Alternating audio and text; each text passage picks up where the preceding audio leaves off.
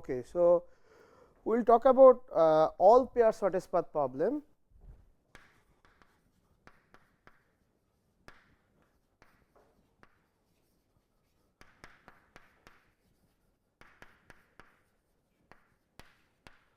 So far we have seen the single pair shortest path like Dijkstra's algorithm, Bellman-Ford algorithm.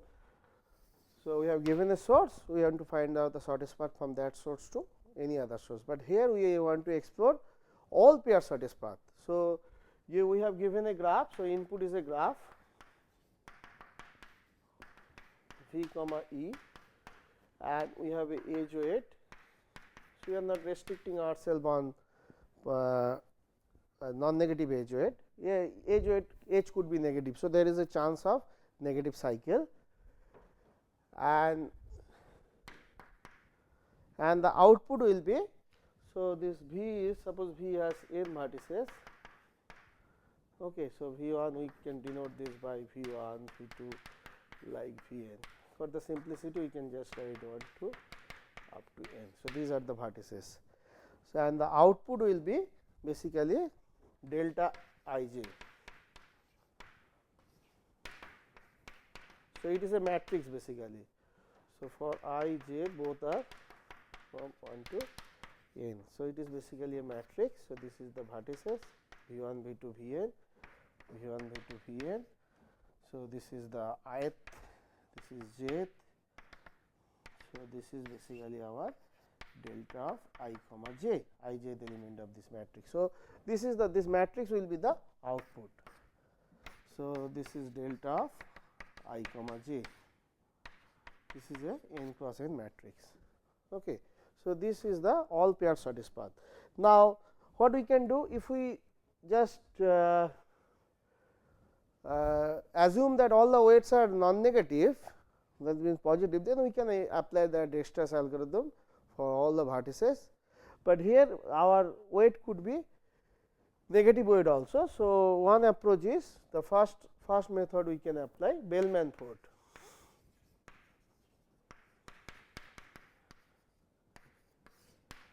So we take a vertex from V and we apply Bellman-Ford. So this is our S from V.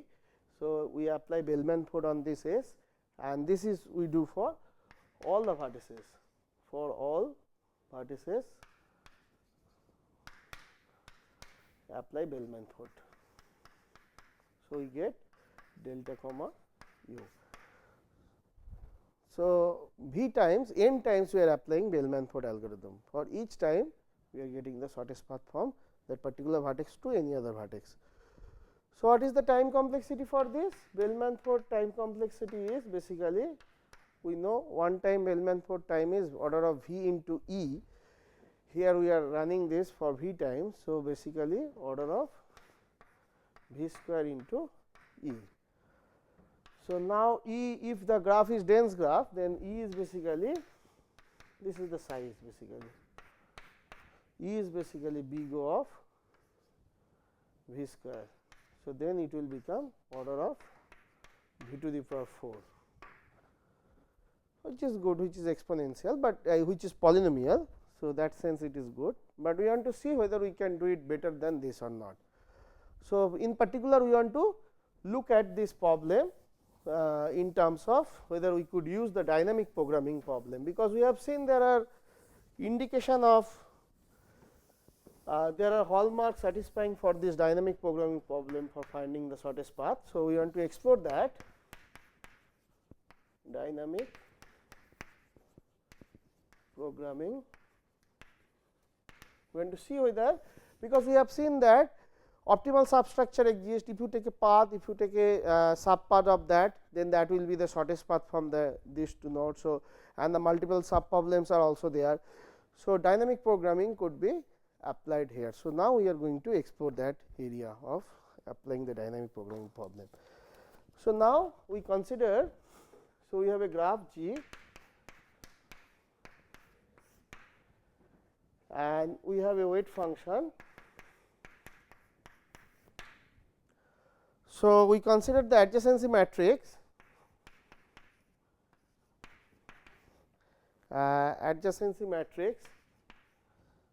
adjacency matrix A, which is basically Aij, which is n cross n matrix, where Aij is basically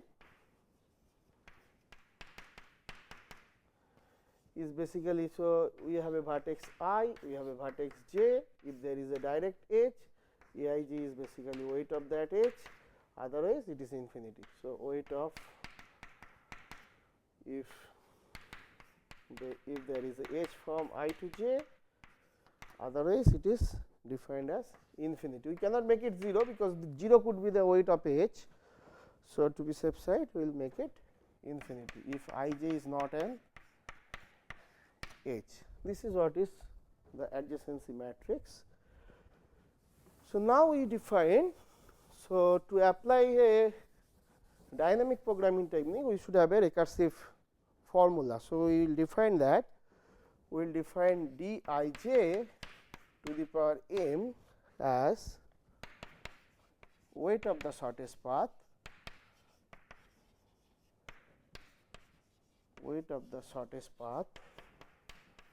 from I to j that uses at most m number of edges,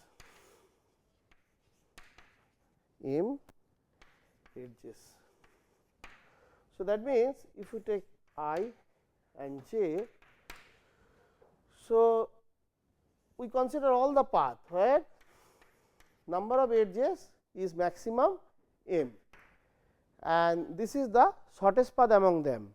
So, this is the weight of the shortest path from I to j, where in the middle we are considering the number of edges to be maximum m. It could be less than m also, but maximum at most m h we are seeing in this path. So, that is the dij m. So, what is dij? So, we want to have a recursive formula for this in order to have this dynamic programming. So, what is dij 0? So, dij 0 means we want to go from I to j without seeing any edge. So, this is 0 if I is equal to j,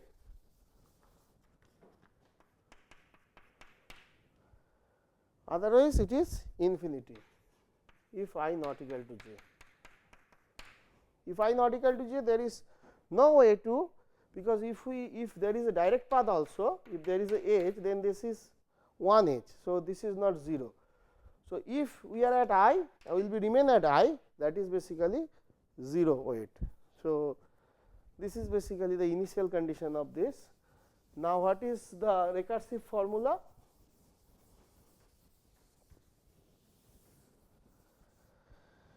Okay, so now this is for m is equal to 0. Now, for m is equal to 1, 2 up to n minus 1, how we define the dij? So, basically dij m is the minimum on the k is coming from the vertex, dik m minus 1 plus akj. Okay. So, the idea is we have j I vertex, we have j vertex. So, we have to go from I to j, we have to take a path from I to j. Now, there could be some direct edge to j. Okay. So, there could be some direct edge to j, and these are the vertices is represented by this k. I mean, this may be V1, V2, something like that. So, in general Vk. Okay. So, these are the direct edge going to j. I mean, these are all incoming edge to j. Okay. So, now, we want to go from I to j with seeing at most m vertices. So, we have already explored one vertex, one edge. We want to see at most m edge. So, we already explored one edge. So, from this to this, we can go like So, we want to explore maximum m minus 1 vertices. So, this is defined by d I k m minus 1, then plus this vertex. So, this vertex is basically a k j. So, this is the minimum among all this will give us. So, this is the path from, if you take any path, if this is basically d I 1, if k is 1 is m minus 1. So, from this to this we want to explore maximum m minus 1 edges. So, from here this. So, this formula is okay. So, this is the recursive formula we are going to use in our dynamic programming, and we have a base case over here. So, now if we want to write this formula in a pseudo code, how to write this? So, for each k belongs to V, what we are doing? If d I j m is greater than d I k m minus 1 plus a k j, then we, this is sort of relaxation. If this is better, then we will relax it, replace by k j. So, this is sort of relaxation step, relaxation. Okay. So, now, so this way we can find the, so this is from bottom to up, we can find the d I j m. For we start with d I j 0. So, if we get all the d I j, then what is our benefit? Our benefit is actually we are looking for delta I j. So, what is the relationship between d I j and delta I j? If there is no negative cycle, then we should, delta I j is the shortest path from I to j. So, it should give us the this is basically d I j to the power n minus 1 if there is no negative cycle. If no negative cycle, then d I j to the power n minus 1 will should give us the this delta I j. So, how to find out that? So, if we take this d I matrix, we define d m, the matrix basically d I j to the power m. Okay. So, now, so we want to find out d I j to the power m. So, basically we want to find out d n minus 1, this matrix. So, we want to, so now how we can get this matrix? So, we want to bring some matrix multiplication technique over here. So, just to recap, suppose we have two matrix A and B, and we are multiplying and we are getting a C matrix. Suppose A is say A I j, which is n by n, and B is also B I j, which is n by n. Now, what is C? C will be then C I j, which is n by n, and C I j is basically summation of B I k, sorry, A I k into B k j. So, this k is running from 1 to n. Okay. So, this is the sum, this is the okay. Now, can we relate this with this operation? Now, instead of multiplication, this, if we denote this addition by the multiplication over here, and if we denote this mean, so this is also k is from all the vertices, and if we denote this by this minimum, if we change this operation, then this is nothing but a matrix multiplication. Okay, we are changing just the operation. This operation is multiplication operation dot, this we are taking as a plus, and this operation is sum operation, and this we are taking the minimum. So, sum over all the k, and here we are finding the minimum over all the k. So, if we think of these two operations, then this is nothing but a matrix multiplication. So, then we can just write d to the power m is basically d to the power m minus 1 into a. This a matrix, this matrix multiplication is defined over this operation. Okay. And this could be well defined if we have some algebraic structure, and this is satisfying the semi ring property. So, those details we are not going here, but this satisfying the those properties to have the matrix multiplication go through. So, this is nothing but a matrix multiplication. So, if we have this, then what is and the d0 basically d0 basically dij 0 is basically this one. So, all the diagonal element are 0 and off diagonal are infinity. Okay, all are infinity. This is served as a identity matrix. Okay, so now how we can use this? So, basically we need to find d to the power n minus 1. So, what is d1? d1 is basically d0 into a. So, this is basically a, because this is just identity matrix. So, what is d2? d2 is basically d1 into a, which is basically a square like this. So, dn is basically dn minus 1 into a, which is basically a to the power n. So, now the problem is to find the a to the power n. If we get a to the power n, that will give us basically deltas, I mean a to the power n minus 1, because we are looking for d to the power n minus 1. This is basically our delta of I comma j if there is no cycle. So, basically we need to find out a to the power n or n minus 1. So, how we can do that? So, stations cannot be applied here, because this has different operations. So, stations may not be straightforward to apply here. So, we will try to do the matrix multiplication separately. So, how many matrix multiplication? We have n many. So, and each matrix multiplication will take order of n cube time. So, the total time for this is,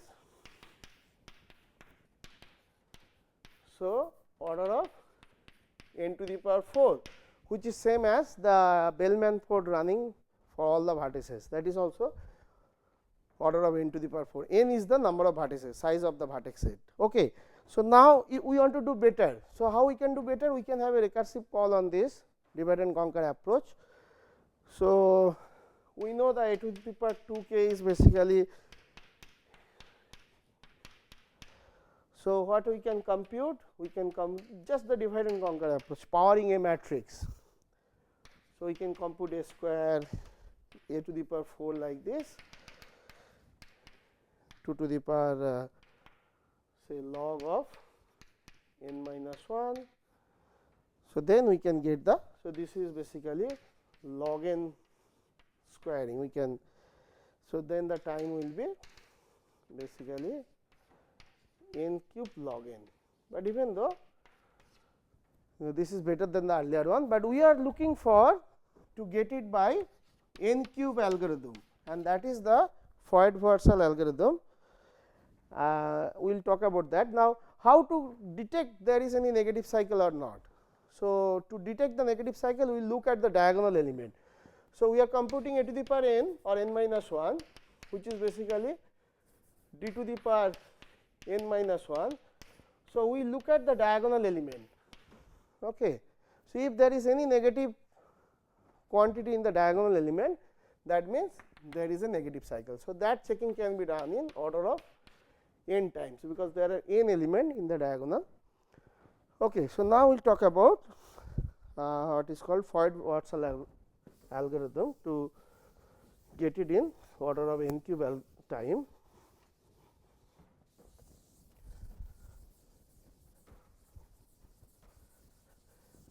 So, this is also a dynamic programming approach.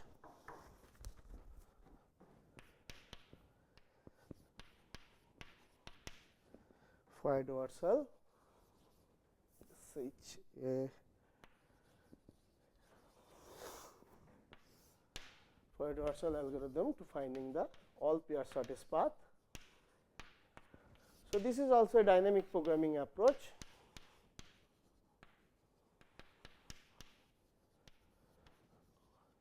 Okay, so here what we are doing, we are just we are changing the recursive definition, like in, so we define this Cij k.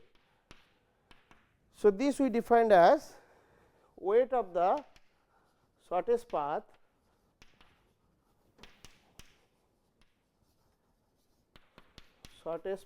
from I to j. So, we have a I and we have j. So, we are considering all the shortest path and we are encountering the vertices over here. Now, all the vertices we are looking are labeled by less than k. So, that is the Cij k. So, our vertices set is basically V1, V2, Vn, simplify as 1 to n. So, how to write this? From I to j with intermediate vertices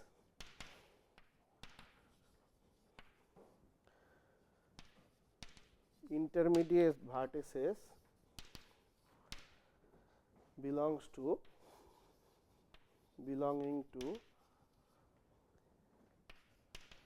to the set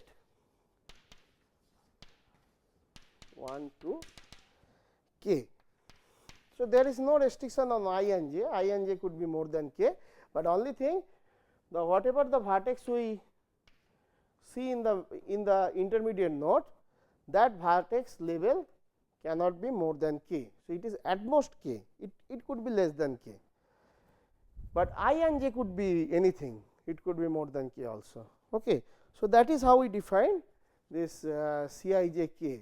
Now, what is the benefit? If we have Cij k, then how we get delta? Basically, delta ij is basically Cij to the power n, because if there is no negative cycle, if we consider a simple path, then any path from I to j, the vertex we covered is maximum n minus 1. So, if we just calculate the Cij to the power n, we are done if there is no negative cycle. And what is the base case over here? Cij 0. So, that means we want to go from I to j without seeing any vertex in the middle. So, that means if there is a direct h, and that weight of the h will be, so this is basically Aij, I mean the adjacency matrix which we have defined in the beginning of this lecture. Okay. So, now how to get the recurrence for this Cij's? Cij k, we need to have a recurrence in order to apply the dynamic programming technique. Okay. So, we want to go from I to j, and in the middle we want to see all the vertices whose label are less than k. So, it may happen that there is no vertex whose label is k. So, that means this is basically Cij k minus 1. This is one possibilities. So, there is no vertex of label k. Now, suppose there is a vertex of label k and we go from here to here and then from here to here. So, this is basically Cik. Now, we do not see any vertex of label k here, and this is basically Ckj of k minus 1. So, the basically Cij k will be the minimum among these two.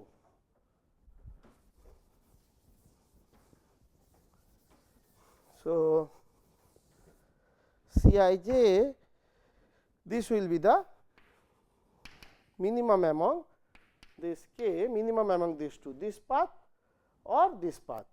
So, this is basically Cik minus 1 or Cik k minus 1 plus Ckj k minus 1. Okay, there is another possibility is that we may have more than one vertex which is labeled by k, but that will come under a loop, and we can ignore that loop because we are looking for the shortest path. Okay. So, this is the recursive formula we will use for our dynamic programming problem. So, now this will give us a pseudocode for Bellman-Ford. So, let us write the code for Bellman-Ford. Floyd Marshall.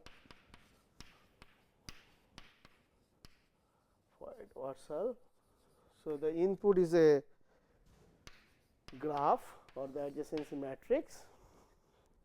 Okay, so we initialize C by this adjacency matrix, C vector, C matrix. Basically, C is Ci, we want to compute C to the power n basically. So, this way we will compute, which is initialized by this, and then for k from 1 to n, do for I is equal to 1 to n. This we are just writing in the C code. Do if, this is also sort of relaxation. Do if Cij, the current value of Cij is greater than Cik plus Ckj. These are small c. These are the element in the matrix. If this is the case, then this is sort of relaxation. Then we replace that value of Cij by the new Cik plus Ckj. So, this is sort of, this is also, this is, we know this is the relaxation. That is it. So, this is the code for Floyd Marshall. So, now what is the runtime for this? So, basically we have 3 loops. So, this is basically order of, and each loop is having size n cube, order of n cube. So, which is better than the earlier one. Now, we will see some application of this Floyd Marshall algorithm in a graph. So, one application is called transitive closure of a graph.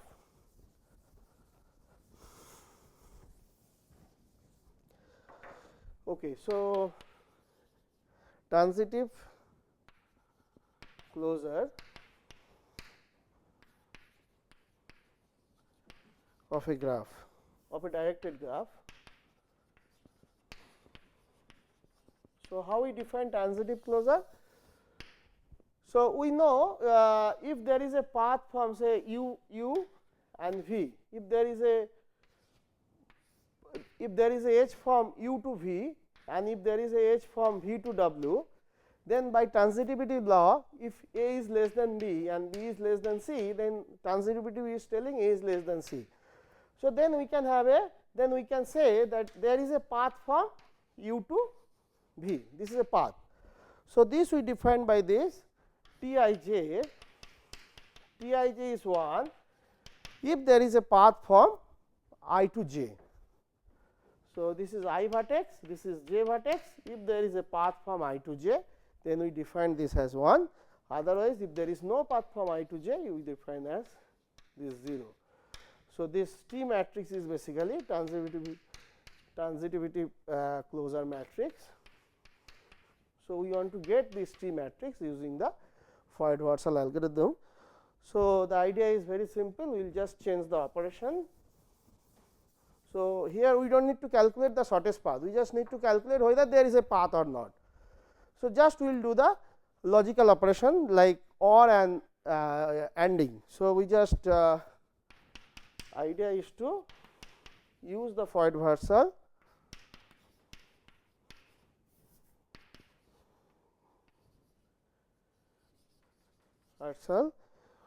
with the operation OR and ANDing instead of mean or plus, because here we are just looking for whether there is a path, we do not care about the shortest path weight. So, if there is a path, then it will give us a 1, otherwise it will give us a 0. So, Tij here we defined as Tij k minus 1 or so just we are changing the operation and remaining basically we are running the Floyd Marshall algorithm. Okay, that is it. So, this will give us the this transitivity closure matrix and the time to calculate this is order of n cube. Okay, thank you.